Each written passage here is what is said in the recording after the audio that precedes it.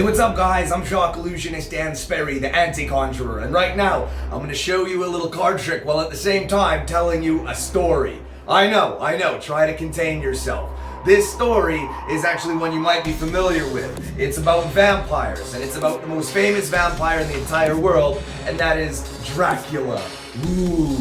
So using these cards and this little box here, I'm going to tell you the story of Dracula. So this is Dracula, the most famous vampire in the entire world.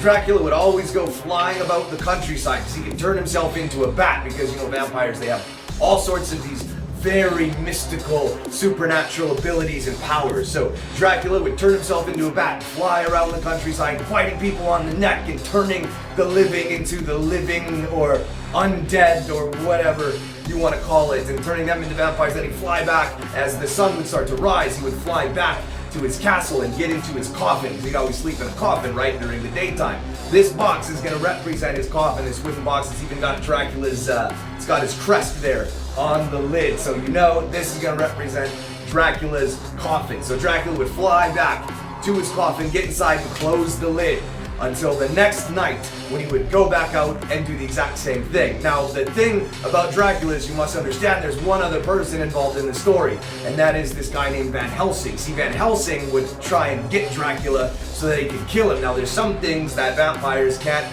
supposedly be around. One of them is silver, and the other is crosses. So Dracula can't be around silver or crosses. So we're going to use these extra cards here that have crosses printed on them to represent the crosses that Van Helsing would use to try and get Dracula.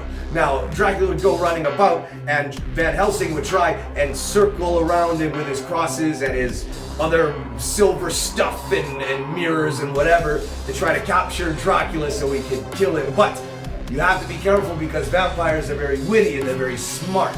And if you get too close to Dracula, you just might find that he actually disappears and leaves you with bite marks on your neck or on your wrist. So if he isn't here, if Dracula is actually gone, nowhere to be found, that means the only other place he could be is safe inside his once empty coffin, where you now can see he is in there and has been sleeping soundly the entire time until he's ready to go back out amongst the countryside.